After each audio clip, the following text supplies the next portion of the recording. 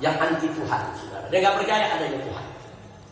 Nah, dia tantang ulama-ulama saat itu di negeri Irak dan sekitarnya untuk berdebat.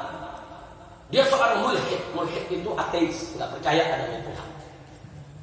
Jadi banyak ulama-ulama yang mendekat berdebat dengan orang ini, kalah.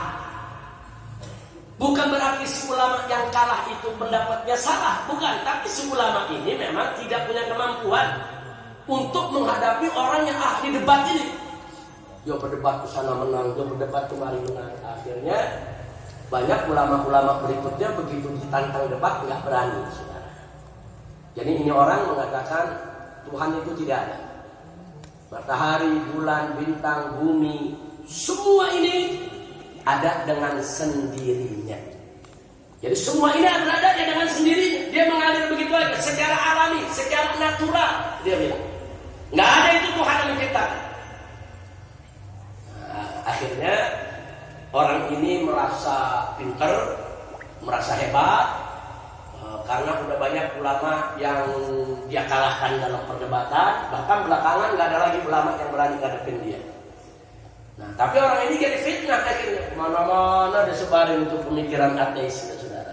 Singkat cerita, para ulama minta bantuan Imam Abu Hanifah. Imam Abu Hanifah tinggal di seberang sungai, saudara. Nah, mereka nyebranglah ke negeri Abu Hanifah. Mereka minta bantuan kepada Abu Hanifah untuk menghadapi orang ini.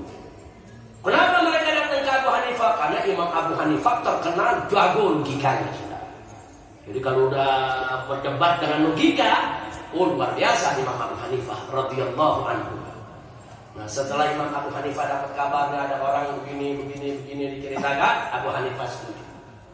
Dan Abu Hanifah sampaikan saja, kita terima tantangan dia, tentukan saja tempatnya dan kumpulkan semua masyarakat di lapangan terbuka.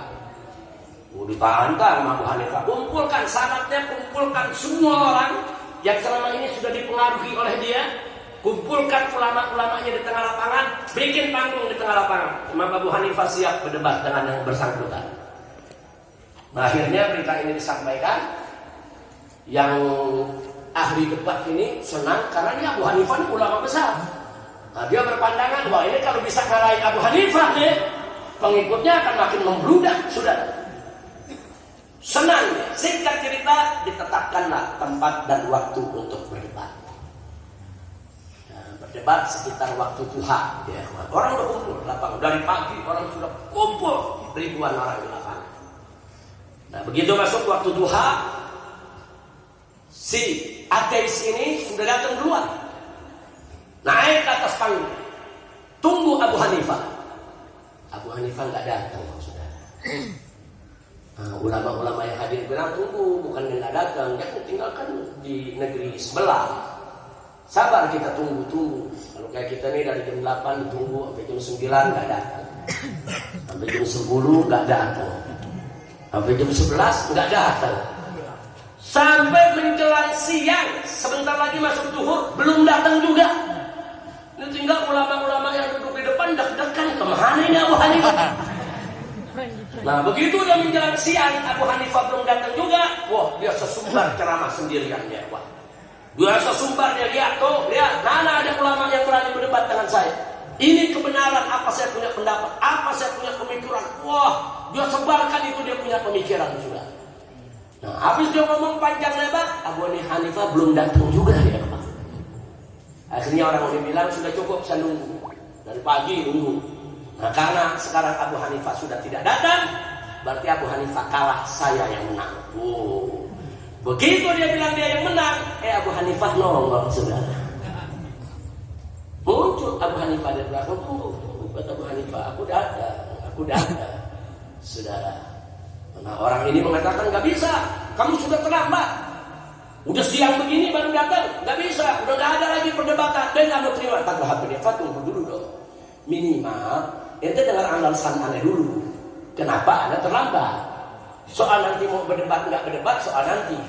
Nah, akhirnya orang ini jawab, baik kalau gitu kita mendengar. Apa sih sebabnya dia terlambat? Kok sampai siang begini dari tempat ente kemarin sejam sampai ini sampai siang begini? Kalau kau punya alasan, hai Abu Hanifah, masuk di akal, diterima, kita lanjutkan berdebat. Tapi kalau alasanmu tidak benar, tidak ada debat, kau sudah kalah. Kata Abu Hanifah, baik. Nah, aku tadi, kata Abu Hanifah, dari rumahku, aku naik kendaraan keledai untuk menuju kemari. Tahu-tahu di tengah jalan, kebetulan keledaiku mati. Kebetulan, ya aku jalan kaki. Begitu jalan kaki sampai di pinggir sungai, akhirnya deras, nggak ada kapal untuk nyebrang. Aku nggak bisa berenang, gimana caranya ke seberang sana? Aku lagi duduk termenung, bagaimana? Tahu-tahu ada pohon besar di sampingku, rubuh. Begitu rubuh, dia terbelah dengan sendirinya jadi perahu. Abu Hanifah cerita terbelah dengan sendirinya jadi perahu. Udah gitu ada yang terbelah jadi ininya, jadi sampannya, jadi dayungnya. Nah, dari situ kata Abu Hanifah, ya aku pakai, baru aku bisa nyebrang. Nah, kata Abu Hanifah.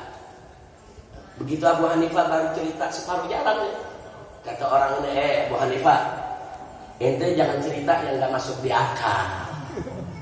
Mana ada orang bisa percaya pohon rubuh jadi perahu dengan sendirinya? Ente gila Abu Hanifah. Digila-gilain Abu Hanifah. Kata Abu Hanifah, kalau aku kau bilang gila karena mengatakan pohon jatuh perahu jadi dengan sendirinya, ente lebih gila lagi. Ente bilang matahari terjadi dengan sendirinya, bulan terjadi dengan sendirinya, bumi terjadi dengan sendirinya, manusia terjadi dengan sendirinya. Ente lebih gila dari anda. Habis gitu Imam Abu Hanifah turun dari panggung pulang, saudara. Bubar itu umat serapanan. Kata umat, iya ya, sampan aja nggak mungkin terjadi dengan sendirinya. Bagaimana bulan bintang terjadi dengan sendirinya? Bubar, nggak usah dengerin orang gila. Alhamdulillah. Jadi Abu Hanifah nggak perlu repot-repot pakai dalil ya, pakai dalil ayat Quran, pakai hadis Nabi. Yang dihadapin orang gila, ya dalilnya gila-gilaan. Alhamdulillah. Kira-kira jelas gak? Jelas gak? Iya. Apa mungkin mobil terjadi dengan sendirinya? Apa mungkin ini sorban terjadi dengan sendirinya? Apa mungkin kita punya pikir terjadi dengan sendirinya? Kalau pikir yang sekecil ini, seremeh ini, nggak mungkin terjadi dengan sendirinya. Pasti ada yang buat, pasti ada yang menciptakan, pasti ada yang mengerjakan. Lalu bagaimana dengan bumi, gunung, sungai, laut? Lalu bagaimana dengan bulan, bintang, matahari? Mustahil kalau tidak ada penciptanya, saudara. Siapa yang menciptakan? Allah.